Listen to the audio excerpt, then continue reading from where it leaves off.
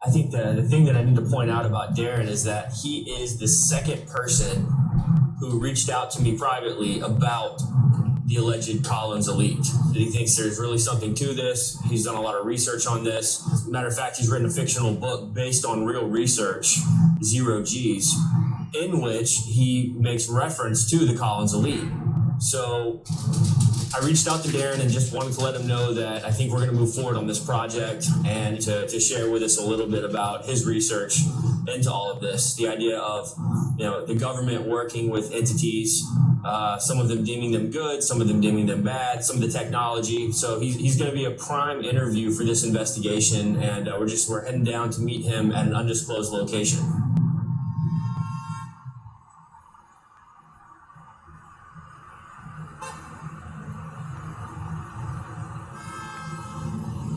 So Darren, your background in the alien UFO phenomena has led you to not only understand that there are government projects where top-level government agencies, as well as private sectors, are working with entities, but you have found what you believe to be solid evidence that there is a group called the Collins Elite. What can you tell me about this? Well, there is a lot of rumor and innuendo, and Justin, that these programs are all compartmentalized to the nth degree. So it is very hard to track down any story about such an organization because they cover their tracks well.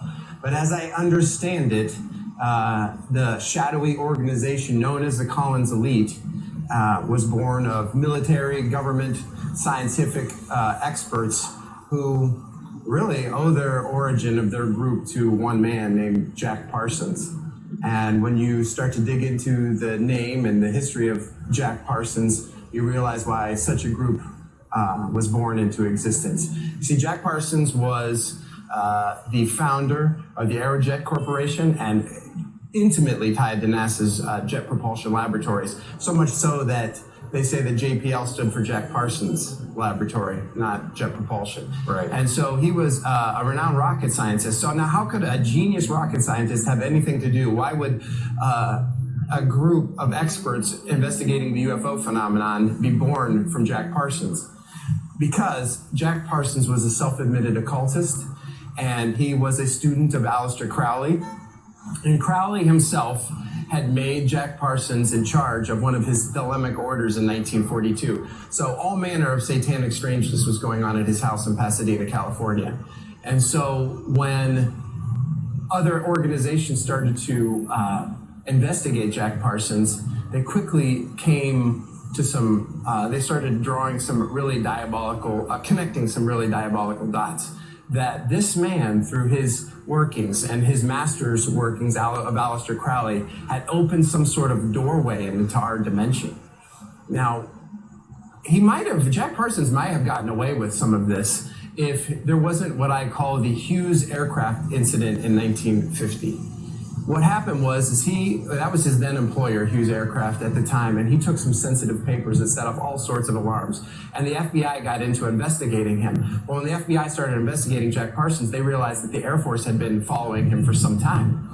The Air Force, a couple of years earlier in 1948, was so burdened with this huge UFO flap that they couldn't even sort it all out. And when they heard that Jack Parsons had said that UFOs were going to play a major part in converting the world to Crowleyanity, the Air Force followed Jack Parsons, tracked him down, found out about his past, and asked him straight out, are you responsible for all these UFOs that are appearing everywhere right now in 1950? And his answer was, yes, I think I am. So you can see that would throw up a lot of red flags to a governmental organization.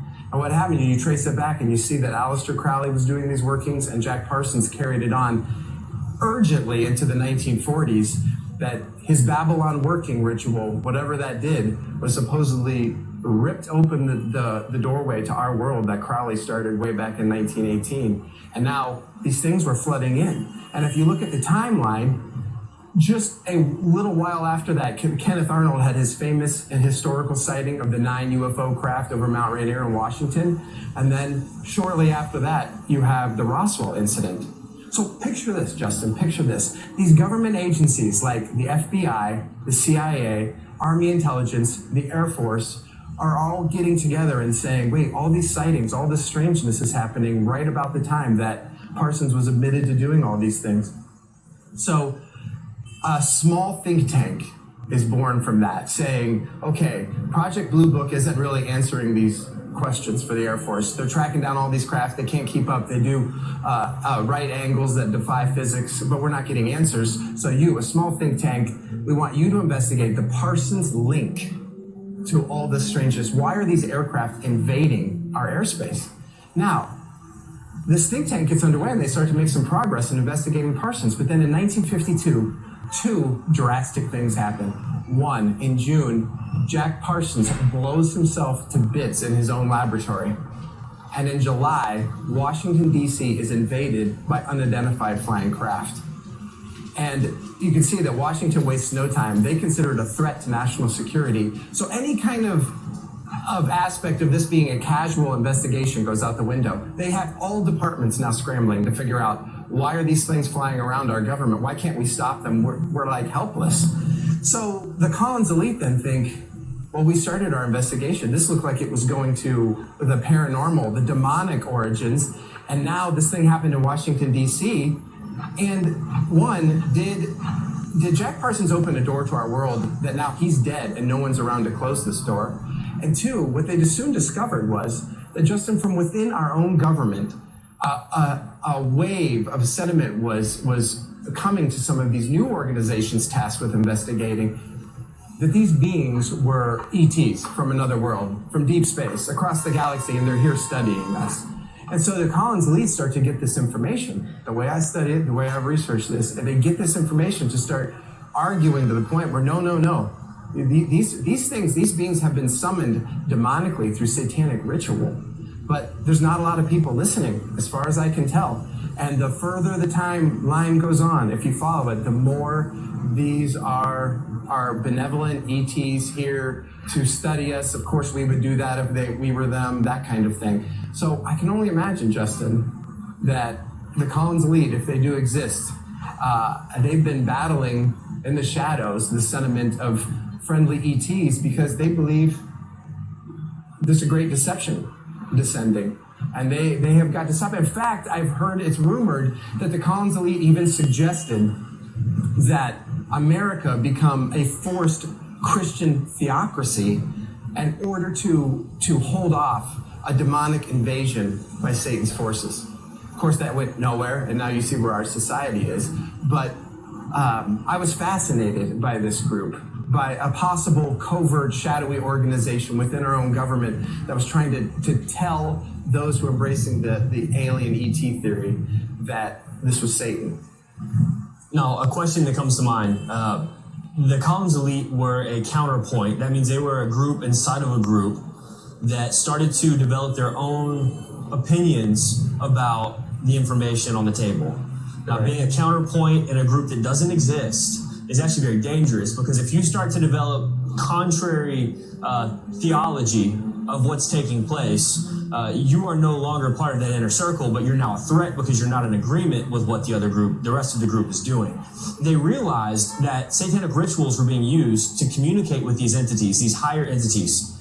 And so learning that that's how the initial contact went on, I heard that there were elements in the bigger group that were trying to embark on their own versions of satanic rituals to make contact with these higher entities years later. Right. And whether or not those are the Collins elite, we don't know. But yes, Justin, all manner of strange experiments started taking place all over the government and in CIA and who was Beyond Black projects, where the groups that thought that they were either benevolent ETs, I'm not sure about that now, or they were just powerful, whatever these things were, and who cares what they really are. They started to several groups started to try to make contact with them through telekinesis and channeling, and so I guess they would get special folks who were psychics or whatever and sit them in these chairs, and they were to mentally go out and make contact with these beings, right?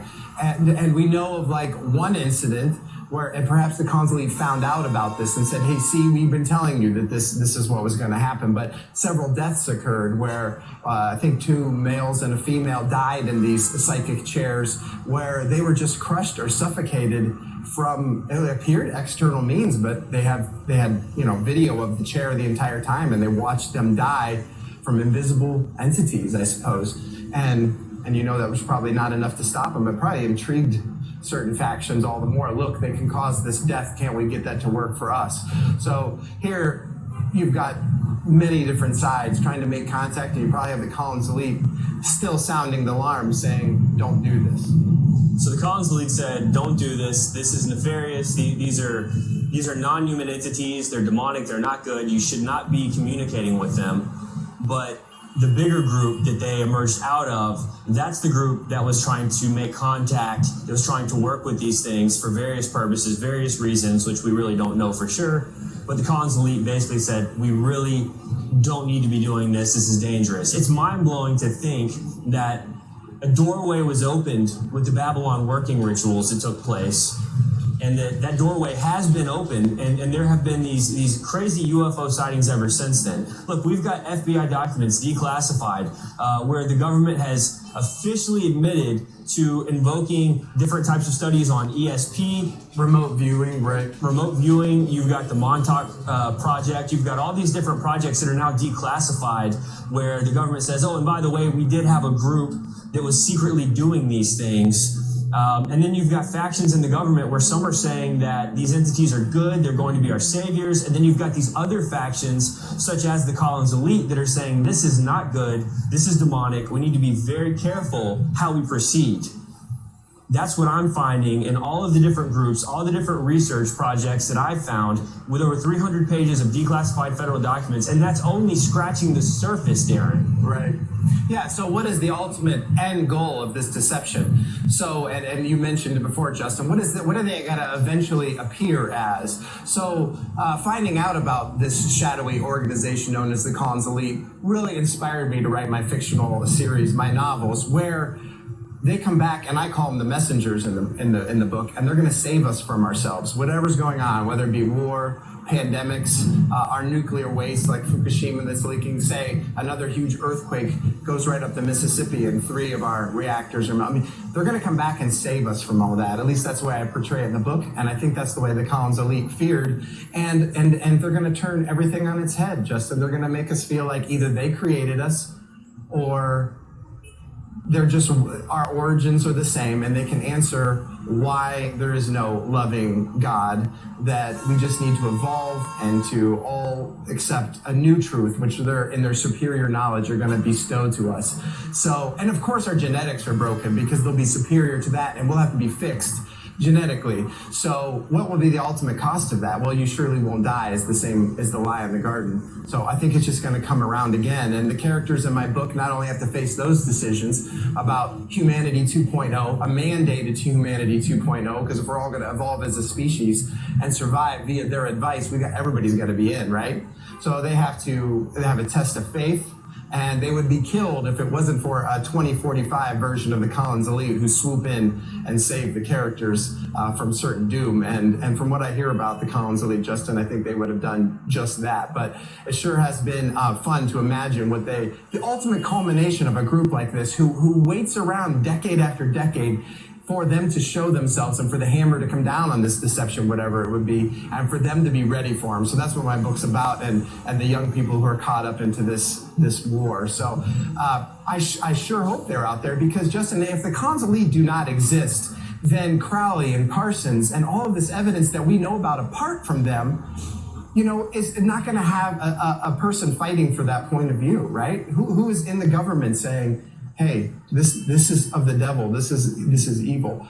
But we know how it's going to end up. The deception's coming. Well, even if the Collins Elite have gotten some of their theology wrong, the fact that there would be a group in there willing to stand up and to warn and to say, we shouldn't be doing this is demonic, that gives me a little bit of hope that there are some good factions in the government at high levels beyond top secret clearance. I mean, we're dealing with people that have a direct line into these non-existent projects. Now, whether they're still in existence today, we're hoping to be able to get in touch with Ray Boucher. Right, yeah. He's not an easy guy to contact. He's very secretive.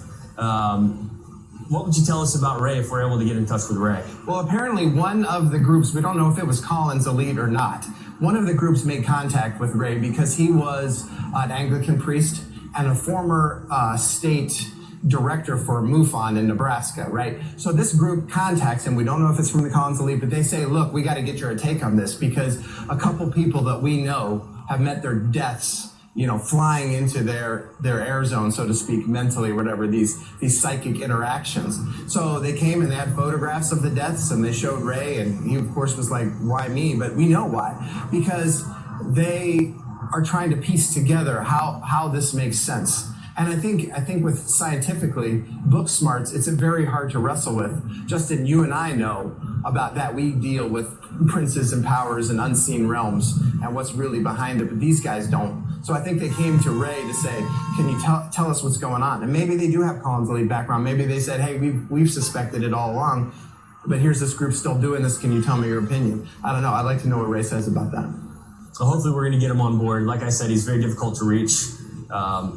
Very secretive, and I understand why, because if all the stories of Ray Boucher are true, I would probably be, if I were in his shoes, I would probably be, the same with secrecy and privacy as well. But look, Darren, thank you so much for taking time to talk with us here. I'll be in touch and let you know if we're able to get Ray. I know that's going to be a major thing we're working towards. Count me in. I'm there. Appreciate everything. All right.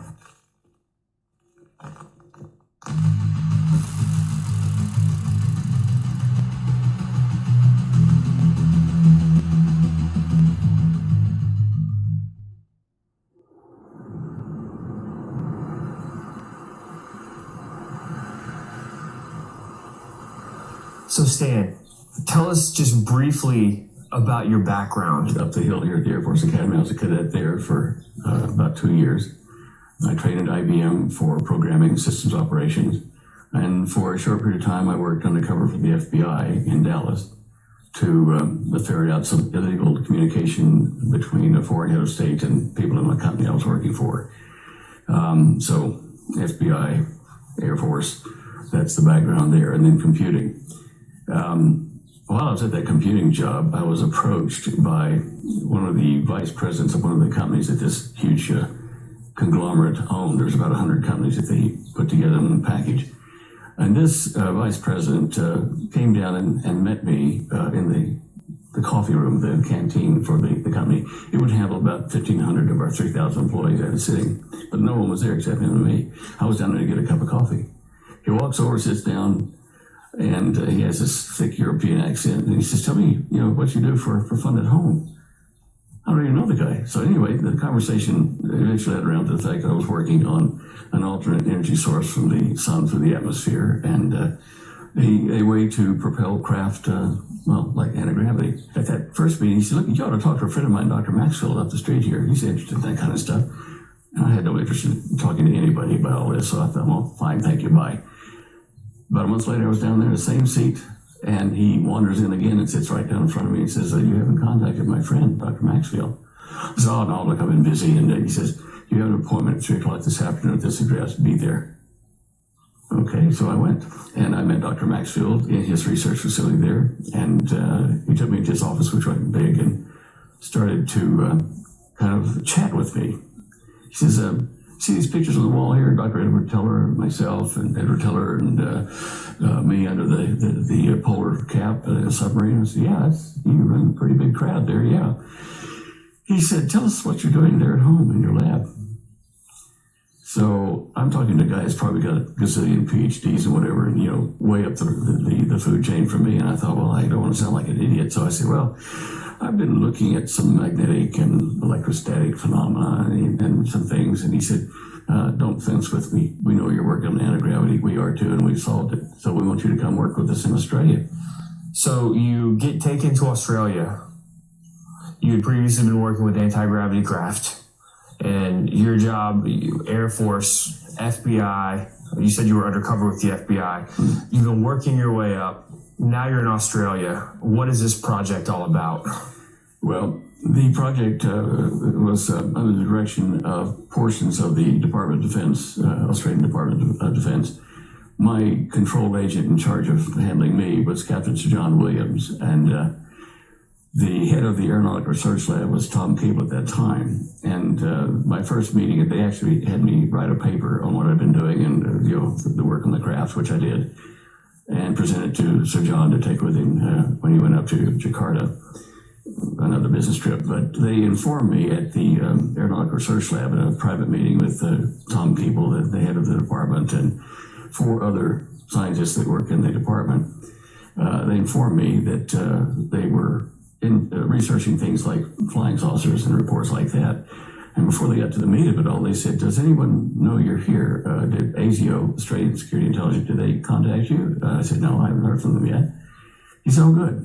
I said, "Look, have you guys got films of these UFO craft you're talking about and what they do?" And yeah, there are some. And I said, "Well, could I see them now I'm in the project?" He says, "Well, no, not really. Those are kind of classified."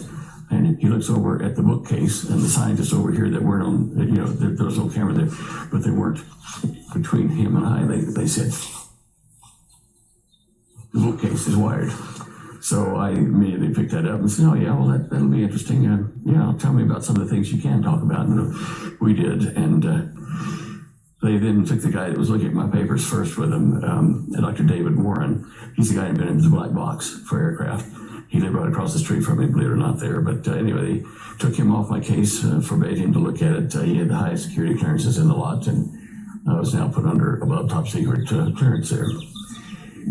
My job was to prepare the notes and suggestions I had for the craft. And while I was in the process of doing this, we're talking about several months in the progress, Sir John took me to lunch with him and Sir Henry at the Australian Club in Melbourne. And it was where the high-ranking, the prime ministers, the government officials, they eat all the cotton tops of power. And over the lunch table, there was Sir Henry and Sir John and another guy named John, a professor at Tasmania University. And we had normal conversation level. And then about midway through the lunch, Sir John turns to Sir Henry and he says, "Henry, they're moving in on us."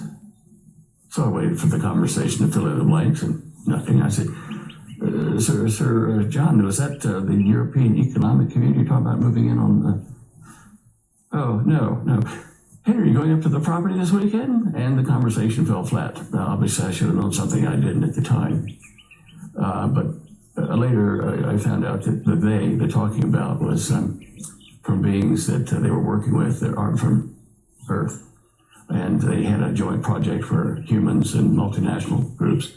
We're supplying underground facilities, sometimes under ocean facilities, with infrastructure to allow these visitors to build equipment they want. And in return, we were getting certain technologies like refined anti-gravity and time dilation devices and systems and molecular physics where you can walk through walls without breaking yourself or the wall. There were just a lot of things that we got in return, but they were kind of low-level toys. And once our visitors that we were working with made what they needed to keep their operation going without our help, they summarily started kicking us out of these bases. And it got to shooting battles in a couple of places, as far as I understand. My security guys told me about it. I wasn't there. In the mid to late 70s, we lost control of all of our joint facilities with them. Now, they turned me loose and another guy like me over in London and said, "Pack up your gear, disappear, hide." And we were the keepers of what secrets we knew to share should they all go down, and no one would ever know what happened. There may have been others, but those, myself and that guy in England, London was the one I knew about. You're working in these groups that are working with them, with these entities. Now, what were the types of entities? The kind of gray-colored small ones with big eyes, the taller gray ones with big eyes as well, and something that looked like humans, like a fair-haired Nordic type description. They were basically tall, slender, and and their skin, if you looked at it sideways in the sunlight, it was like looking at an oil slick.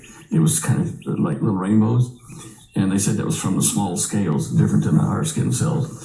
The gray ones were biological robots. They had no soul or things like that. They just did what they were instructed to do. Those are the ones that I know about. I know that the Canadian Prime Minister, former Minister of Defense, who is now retired, did say that they were informed of, nearly 13 types of beings.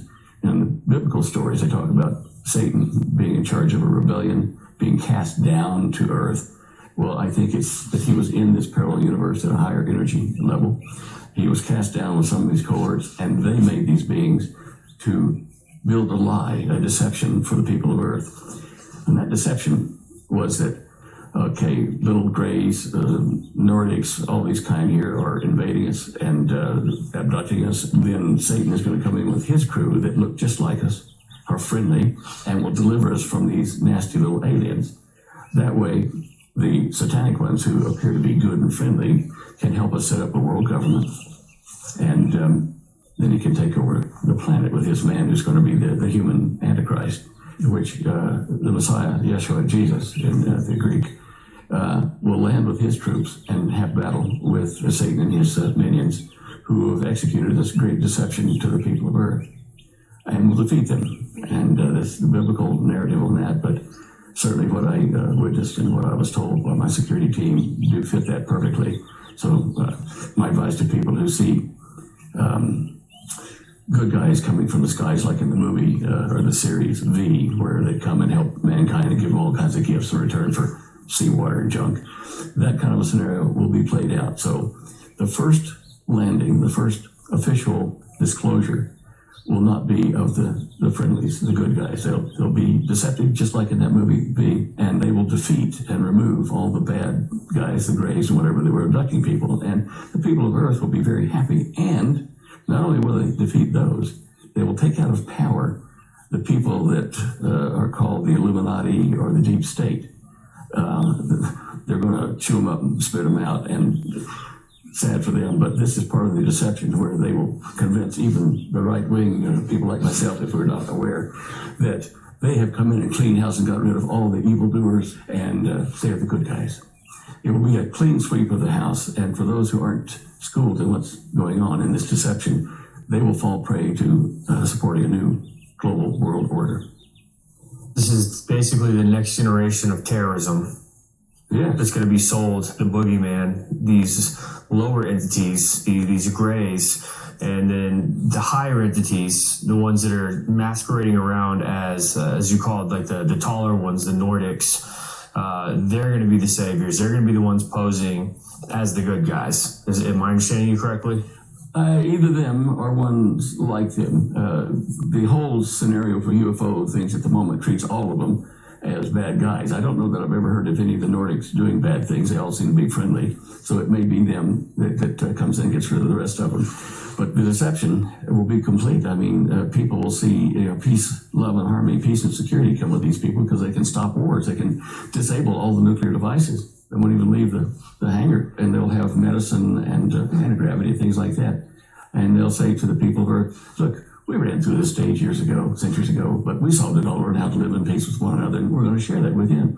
Well, all you got to do is say, you want our help, and we'll come do it. And that's how it will start. So watch for full disclosure to come, and everybody thinking, wow, finally the truth is out there. But it's not. It's still part of the deception. If we're still here, those of us that are aware of it, we're going to have to run underground. We can't use credit cards or money or whatever because they're going to demand that people of Earth use a global currency situation, which is digital. And you have to swear allegiance to the New World Order, to the leader of it, which in our case is the Antichrist. And we know from the biblical passages that if you do that, you sacrifice your soul, you're gone. You've signed with the devil. There's no coming back from that. No, you're done. That's one of the sins that you can't get forgiven for. So it's my objective, and many like me that are Christians, to be like a watchman on the wall and say to the people that are believers now and some that will be soon, don't fall for this. And that's what, several of us have been saying for a long time in various media events and whatever, to try to warn people ahead of time. You had mentioned to me previously that you had some type of a brushing of shoulders with some type of a United Nations event. Right. There was a man and a woman couple there that were taller than normal. They looked like Nordics, quite honestly, but I didn't see them in the sunlight. And they had me in a room asking me some questions, and they were odd questions about the world economy and various other things. But I had a creepy feeling, it's just a feeling, that I felt like I was a canary in a cage and they were the cat. I do think that they probably were part of the team that's not from around here. I think they were the ones that were cast out, the fallen ones. The Bible calls them the fallen ones, the fallen angels. They rebelled against the creator of all that we see here. They are working directly with Satan. They were certainly well placed in the United Nations for what they were doing, to control minds, to influence people there into what's coming. All I can tell you is that I felt an odd attitude from them in the room. And it really felt like I was the prey in the room. Right. A lot of the information I do have on them and the underground facilities did come from the security details. I've been let privy to things that these people would be killed for if I named them. So I've been careful not to name them or the place or circumstance in which the information was passed. One of the things that keeps coming up in our research is the treaty between President Eisenhower and a group of entities. That was the Holloman Air Force Base meeting.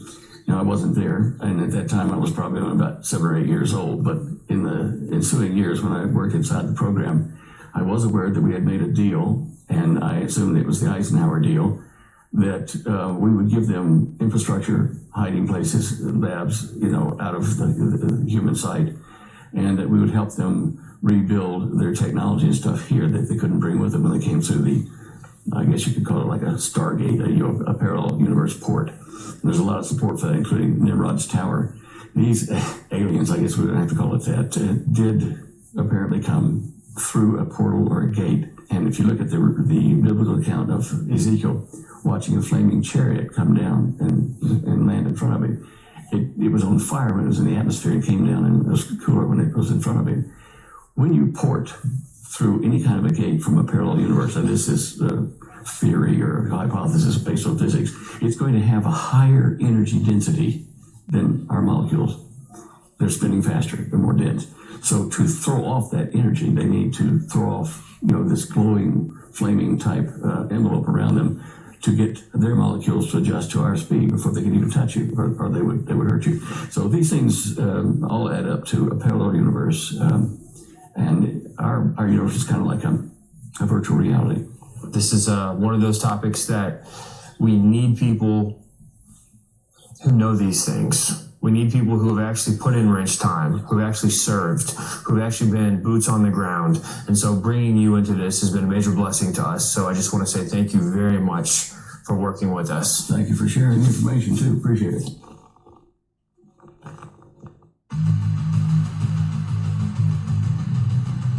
Chad, what's up, bro? How's it going? Doing good, Justin. How you doing, brother? Pretty good. Little down that Greg Renrich was not willing to come on camera for the film. What exactly happened with that? I thought things were going really well. Kay Carswell said that she was talking with him about coming on and working with us. What happened?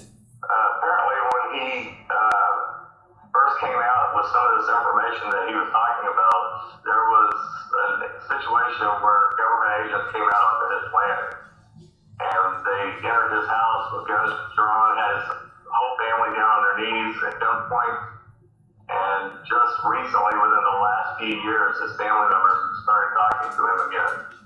So out of fear of retaliation from the government, agencies, and so on, he just did not feel comfortable at all whatsoever coming on camera or doing any kind of interview. So after one of his last radio shows, Black Ops swarmed his house with firearms to scare him into submission. Is that what I'm understanding? That, and also they believe that they may have even been exposed to some sort of chemicals because his wife has fallen almost deathly ill.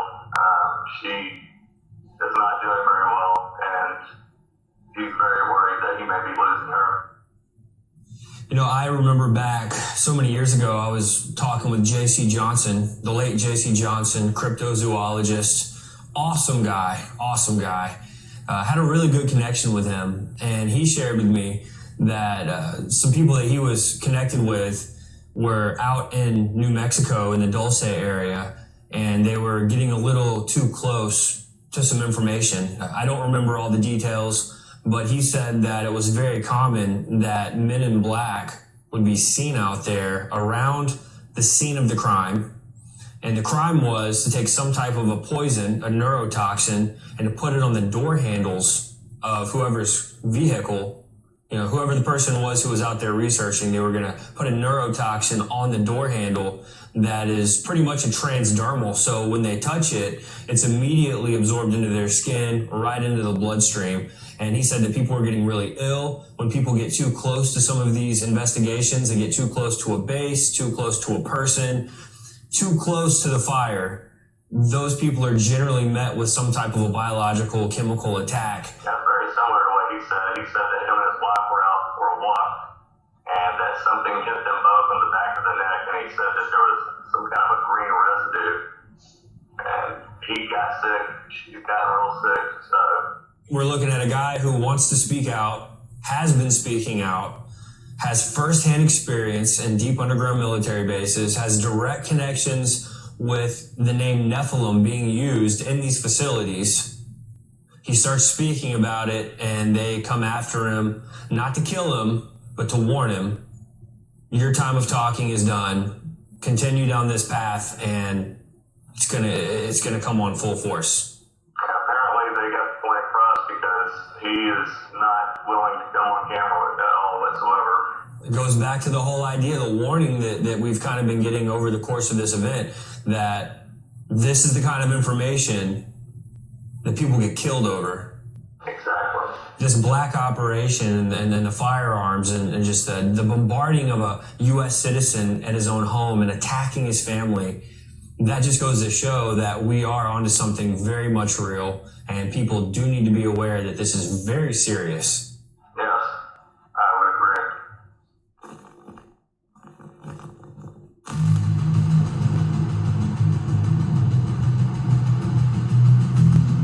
It's exciting to know that Ray Boucher is actually going to meet with us. I was getting a little bit worried for a while, you know, because several weeks went by and it was kind of back and forth a little bit, but we couldn't seem to get a day and a time set. He's elusive. I mean, the story goes is that he was contacted by 2 Department of Defense agents that were part of a non-existent project. So I guess I can understand that. But anyway, I'm looking forward to having him break that down a little bit more for us. This whole idea of the Collins elite. It's a wild tale, and there's not a lot of sources that you can go to find out more about it. So he might be tracked down by all sorts of people wanting to know more about it. I mean, not even knowing the time we're going to meet with him, you start to have a little bit of anxiety when you're trying to put together a film. Right. You were hoping he had some information on the Eisenhower deal. Explain that. What did you mean by that? Yeah, so I covered years ago on the Fourth Watch about this, what we would call today like a media blackout, where the president is unaccounted for. Right. And I remember specifically reading up on, President Eisenhower, which was interesting because generally speaking, presidents, from what we've been told, presidents aren't always in the full know about this type of stuff. Like if it's a non-existent project, the president wouldn't know about it. But Eisenhower is, he's alleged to have disappeared for a certain amount of time. And later they came back and said that he had to go to a dentist, which was kind of an interesting spin on the story. But in that, he apparently went to Holloman Air Force Base. And the story that I heard was that he met with an Anunnaki. And they came up with some type of an agreement. It was like a treaty, basically. Some type of an agreement between the American government and this, what they were deeming to be an alien race. Right. But then what was crazy about it was that after that moment in time, like once they established this alleged treaty, there was like an every 10-year period where these Anunnaki beings would come and meet with high-level government leaders. Like every 10 years, that was the story that I heard. Right. So I'm familiar with that, but I heard a little bit of a twist. The way that I heard this treaty go down was that at the time Eisenhower was going to meet with these entities, they were going to have an agreement with the Greys. and it would be eventually called the Treaty of Greada, or the Greada Treaty. But during those negotiations, that's when an Anunnaki, Nordic, Veracocha, Shining One's race interrupted those negotiations and said, "You don't want to deal with these backhanded snakes. They're our enemies. You don't want to do that, but you want to deal with us, and we'll trade technology with you, and we won't compromise your people in any way." But there was one condition, Justin. They said you have to give up your nuclear weapons. And so the way I heard it go down was that all the United States government officials met and said, "There's no way we're going to lay down our biggest weapon. It could be a trick, or just didn't trust, kind of negotiate out of weakness." So they went ahead and made a pact with the Greys called the Greada Treaty, and it included the ability for these things to abduct certain numbers of people per year, as long as they reported it, and no harm was supposed to come to the humans that they were checking on. Kind of like, we understand you're going to do scientific experiments, we can't stop you, so we'd rather have it be controlled. But of course, they didn't stick with it, and they just started doing what they wanted to do, and it kind of went awry from there. So the story is that there was two classes of entities that were a part of this whole ordeal.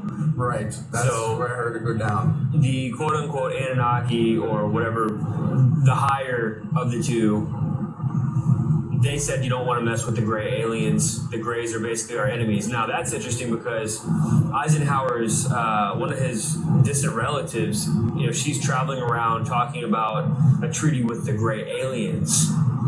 Now I haven't gotten into all the details about what she actually says. She does have kind of a new age leaning, and she's very popular amongst the alien crowd, the ones that believe that the aliens are going to be the saviors. But that would be interesting because it's kind of been in the back of my mind, as well as other researchers, that at some point there's going to be this imminent threat of an evil alien race. And then you've got these good aliens that are going to step in, and they're going to say, hey, you know what? We're going to join forces with the governments of the world, or with the United States government, and we're going to help defend humanity from these evil alien, these nefarious alien entities. Right. Now, that completely goes against any biblical narrative. Obviously, they're all evil if they're interacting with mankind and bringing any type of strange doctrine. So my thought on that would be that it was setting the scene for a later coming event where they're going to say, remember, we told you not to agree to anything with the Greys. Exactly. And remember, we told you to get rid of your nuclear weapons or your nuclear power, and now look at the mess you're in when an earthquake goes off, say, and 3 of our major reactors have ruptured, and they can come back and say, hey, scoreboard, we told you not to do this, and now we have to bail you out. So if they're saving us from a parasitic, abducting race like the Greys, or if they help us with a pandemic, or they help us clean up our nuclear problem, they're going to be able to say, look, this is what happened then. We should have came out and told the people, and now they've proven they have our best interests at heart, right? And win the hearts and minds of people. And that's why they call the Great Deception great, because it's going to be devious and how they pull it off, if that's indeed where this is all headed. What's really interesting about that is that a lot of times when you hear stories of people who are having these close encounters with the gray aliens, it's always a nefarious entity. Like they're not good.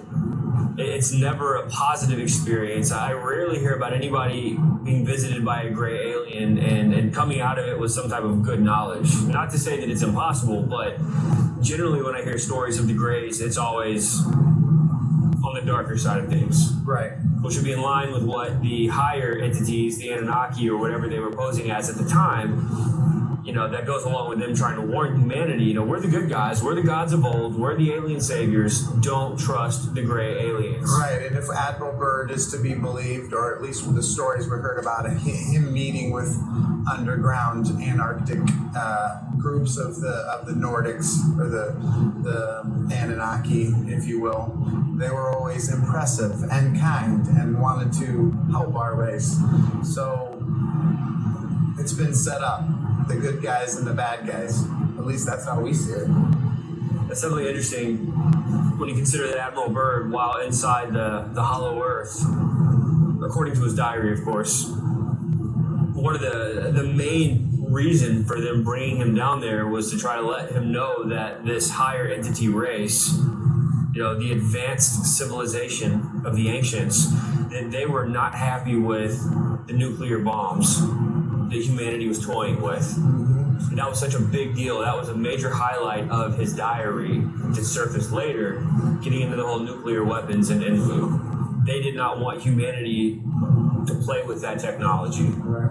I think the infamous Phil Schneider in one of his From the Grave YouTube videos even shows a nuclear test on Bikini Island where the plume is going off in the background, and he has a shot of a saucer hovering there, watching the nuclear bomb go off, as if they're monitoring this with pain, that this is where humanity is going. And the Disclosure Project, I believe one of the people that testified in that was a missile range expert, and they had footage apparently of one of their missiles going off, nuclear missile test, and a craft coming right up and going around it as if it wasn't affected by the G's. This missile is traveling at thousands of miles an hour or whatever they travel at, and this craft was going around shooting it with like a red beam to kind of study it. And he testified that was something he saw firsthand. So there's a long track record of something benevolent, supposedly, watching, look what humanity's doing. They're going down that track that we've seen other races do, and at some point they're going to have to save us from ourselves, Justin, and that's just going to be the lie and the narrative they want to release. And that's how I feel about it. That's one of the things you mentioned the Disclosure Project. We were checking that out with Dr. Stephen Greer, and one of his main take is that basically we don't have anything to fear from them. They are benevolent. They're going to look out for our best interests. But even more so, that they're scared of us. They're scared of our technologies, such as the A-bomb and different things like that. And a lot of the different sightings that have taken place throughout history have been documented to be around nuclear facilities. So there is that, and that does parallel with the Admiral Byrd take on things. But I have to totally disagree with them being scared of us. Like, humanity would be able to defend themselves against fallen angels or higher entities or what have you. It's unbiblical is basically what I'm getting at. They've got their plan for humanity to walk right into in the end times, and basically with the final destruction of humanity that's going to play out with the arrival of Antichrist and with the misleading people and the religious aspect of all paths lead to one, and here's the savior of the world that's going to be presented to man. So you have all that stuff lining up, and I just see that the fallen angels or the higher entities, they're basically just going to be playing their part to usher that in. They're not benevolent. They're malevolent. They're trying to usher in their agenda, and it's not really dependent upon humanity. It's I think it's out of our hands as far as that goes.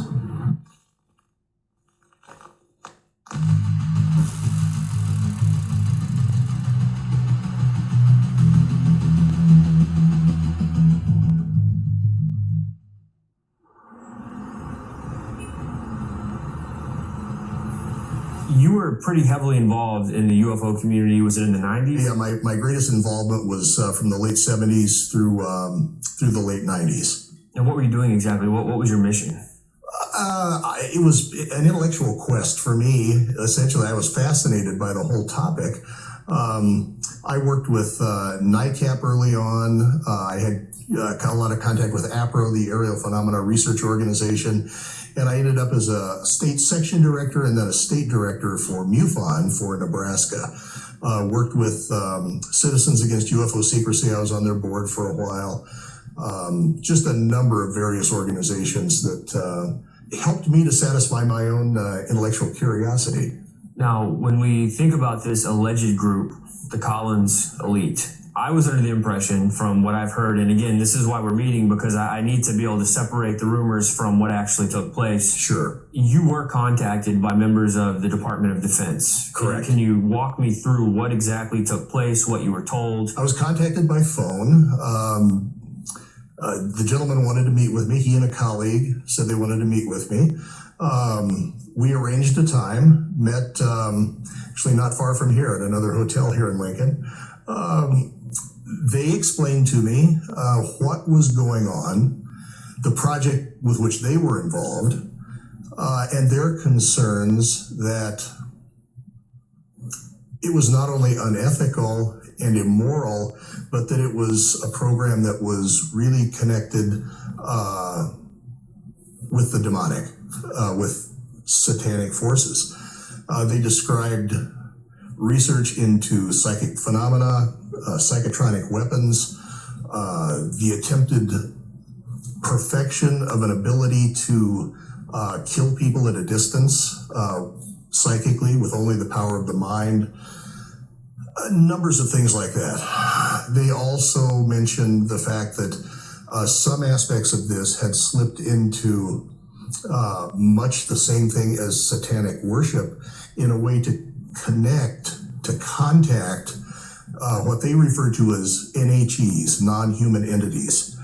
They didn't refer to them as aliens because they were certainly aware that these were, although they could manifest in a physical form, they were not, in the common sense, what we would think of as extraterrestrial. They would fall more into what John Keel termed ultra-terrestrials from some other dimension, and I would argue it's a spiritual dimension. What exactly is the Collins elite?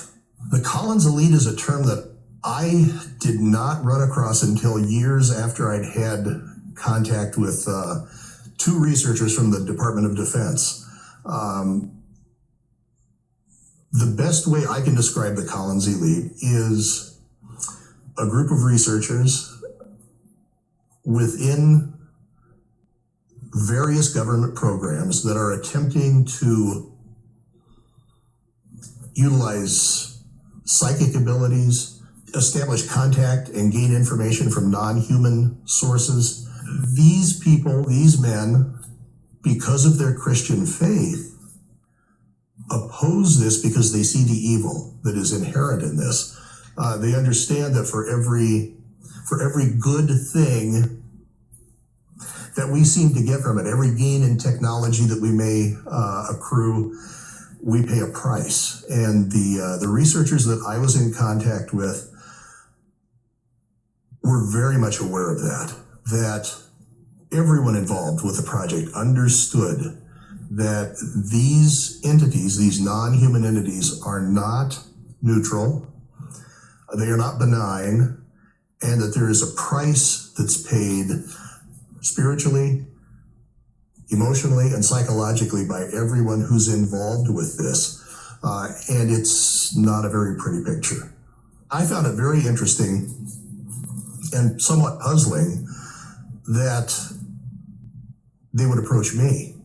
And the only reasoning that they gave me was that I had a well-established reputation as a researcher in this field, the field of UFOs and paranormal activity, and the fact that I was a Christian pastor.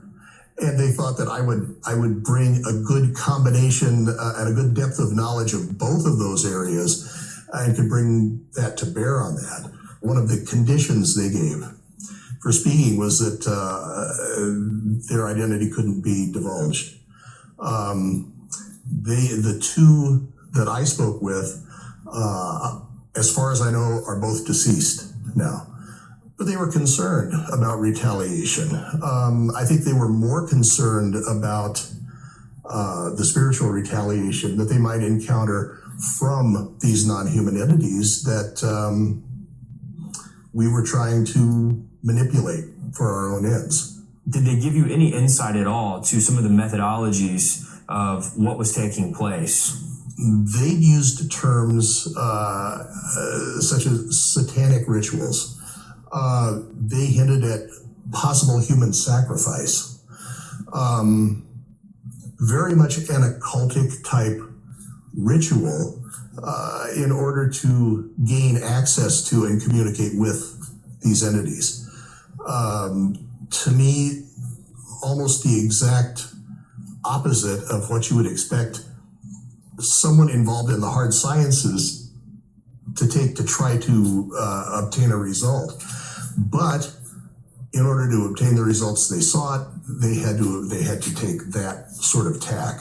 So yeah, very much what originally started out as scientific experiments morphed into a we can do better, we can accrue better results, greater results if we use these, if we delve into ritual in order to contact these entities.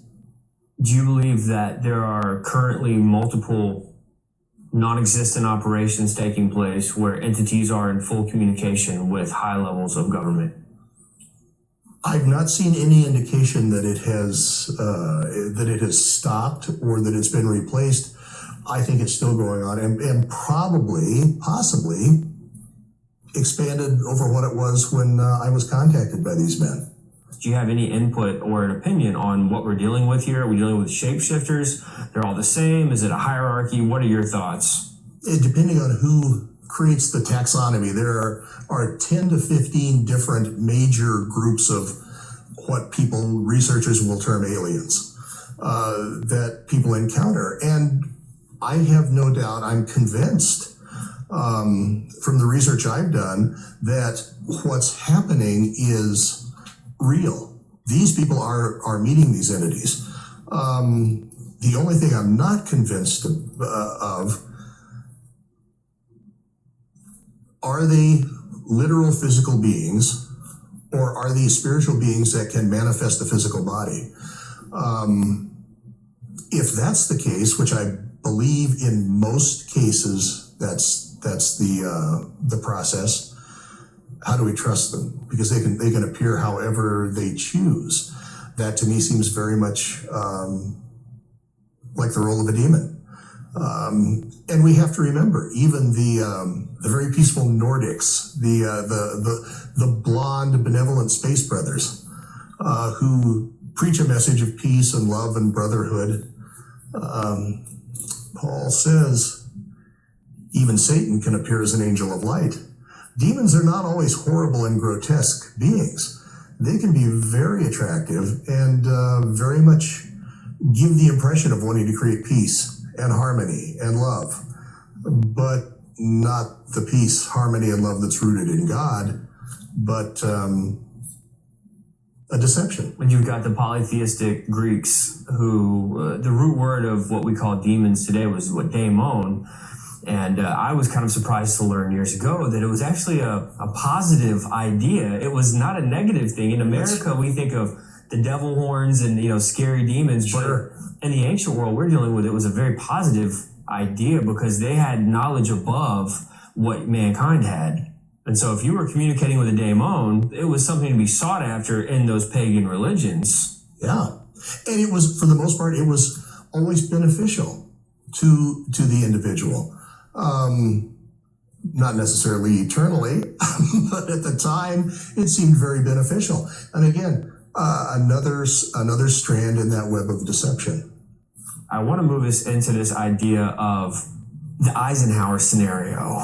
This is a really hard pill to swallow. What can you tell us about Eisenhower's connections with these entities? There's information, there's some documents, some letters written by Meade Lane and others that seem to be in the know to a degree, that in 1954, Dwight Eisenhower disappeared for an evening. The excuse that was given was that he was rushed to a dentist for a dental emergency. The story that seems to be pretty pervasive is that he was actually taken to Holloman Air Force Base, where he met with an alien. And allegedly some sort of treaty was signed between, at the very least, the United States government and this entity for the exchange of technology. What we promised to give them in return for the technology, I've never seen a lot of description given about what that might have been. And it may be that no one knows for certain, other than a very limited number of people. Eisenhower's granddaughter is a great proponent of saying this did happen. This is an actual event embedded in family history and well established in terms of the family recognizes that this happened. That is one, I think, of the opening doorways into contact with these non-human entities. With the two gentlemen who spoke with me talking about non-human entities and the attempt to contact them, I can see the Roswell crash fitting into a timeline of disclosure, if you want to put it that way, that could lead eventually to the governments of the world saying, yes, we've been in contact with, as I believe they will term it, extraterrestrial civilizations. And they're much more technologically advanced than we are, and they're helping us to get past our problems and help us to grow and create a better society. And out of that, I believe, will come a statement, a series of statements that will lead us down the path to be led to believe that because of the great technological advances that this civilization has, they're also just as spiritually advanced. Because of the continual furor among humans over religion, I think that will be seized on as the perfect opportunity to revoke all current religions and establish the one world religion. Because obviously, if these beings are from somewhere else and they're so much more technologically advanced, they must be just as spiritually advanced as they are in terms of technology. So we've got to follow them. And there you fall into that incredible web of deception. And I see that, I see the web spread out, and I see the edges beginning to lift up to encase as much of humanity as it possibly can. A lot of people don't understand how you can even bring the idea of spirituality into a question like this. I, on the other hand, with my background, can't understand how you can avoid bringing spirituality into this question, because that's the root. That's the root of it.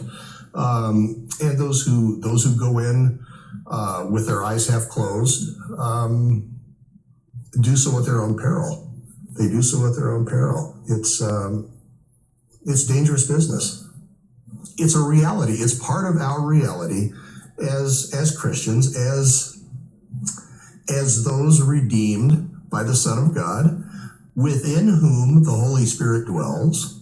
We are under spiritual attack. We have that realm to our lives that we need to contend with. I think the church is negligent in not teaching spiritual warfare and the reality of spiritual warfare to its members. It's an important component, and you don't pull an 18-year-old boy out of high school and stick a uniform on him and drop him onto a battlefield in Afghanistan or Iraq. You have to be trained. You have to be trained.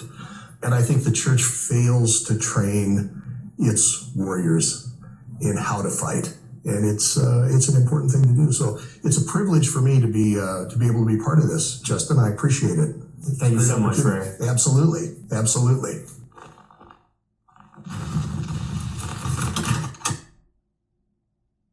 Being a part of this investigation has been a real eye-opener for me, to get to hear intimate testimonies of personal experiences. It really expands the view on what we're dealing with here. We're approaching a time that is unprecedented in the history of man.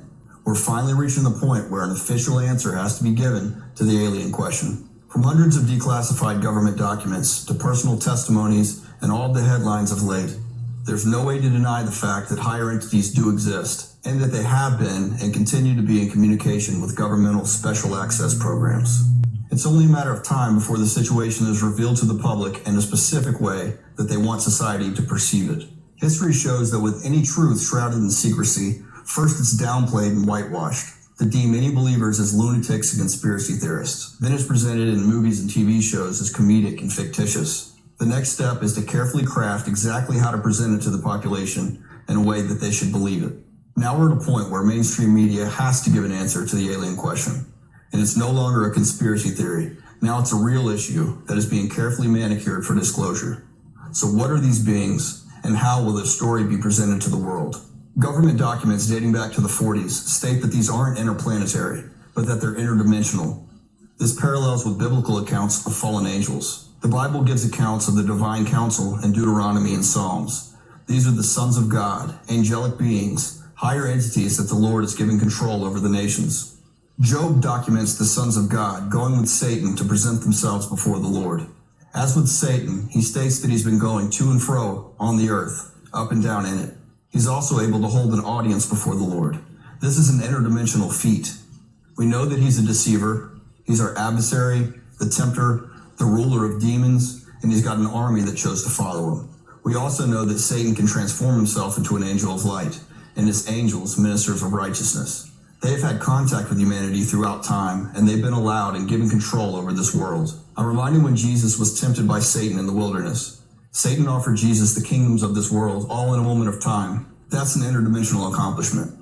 Jesus rebuked him and refuted him with scripture, but this shows the interdimensional qualities as well as the allowed temporary authority over the kingdoms of this world. But all things are subject to the lordship of Christ. All things were created by him, for him, and by him all things consist. This is Satan's long game. He's been waiting on his final counterfeit to be fulfilled. He's preparing the world for his man of sin to get his brief go at being world king. I mentioned the deceptive quality of Satan and his minions. The majority of the world religions have come from fallen angels appearing to men and bringing a different gospel than the gospel of Christ. Many similarities can be traced through all of them. Works-based salvation, humanism, but they all deviate from and contradict the scripture. Paul called this out and gives dire warning that if anyone preaches a different gospel than the one we preach, let him be accursed. He goes further to include angels in this warning. So it's not only human beings bringing a deception. Fallen angels are known to do the exact same thing. When disclosure comes, the world will be presented with higher entities who are so much more advanced than we are, and will be presented as spiritually advanced as well, as if being closer to God or even claiming to be gods themselves, duping humans that they understand better than we do. They will bring a different gospel directing the world to the final world religion of Antichrist. Since the beginning of civilization, higher entities have been controlling and manipulating the governments of mankind. There's no evidence that this has stopped. Only the contrary. There is an interdimensional deception coming that's going to be sold to the world, and it will be a different gospel of universal proportions. This investigation proved many of my preconceived conclusions.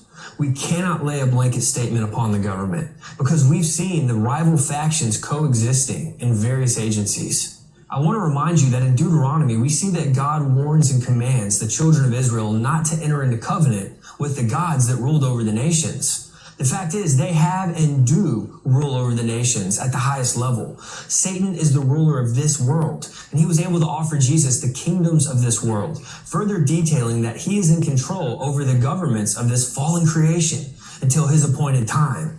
And his time is getting shorter and shorter. The problem is that we've been desupernaturalized, not just as a church, but as a world. The age of rationalism is here and now.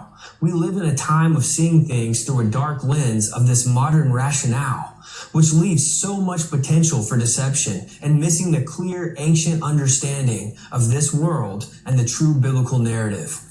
We have to unlearn this rationalism. We must enter into a supernatural perspective as we approach the end of this current age. In ancient times, everyone picked a god and followed them because everything was out in the open. The gods had household names. They were always seen as the rulers of the kingdoms, high above the human religious and political puppets. The timing of all of this soft disclosure, from declassified documents to government leaks, it's all strategic, and it has been in the works for longer than America has been a constitutional nation. This soft disclosure is lining up internationally, both on the political and religious fronts, and it's all preaching a false gospel. This is the global work of the higher entities, nurturing in the great deception.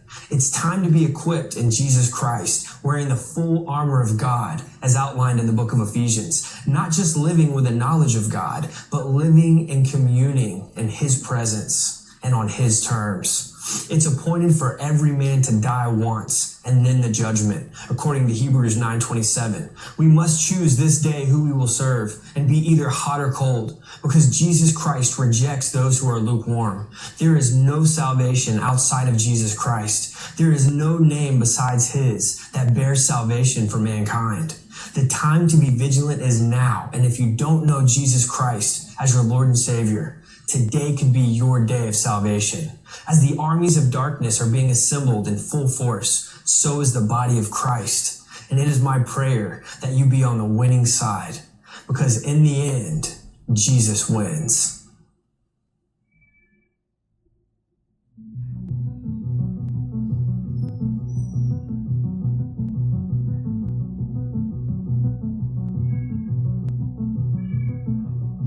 Something underground and strange is in on this. Scientists open gateways to the dark abyss, and governments want access cause they can't resist. Their interest is to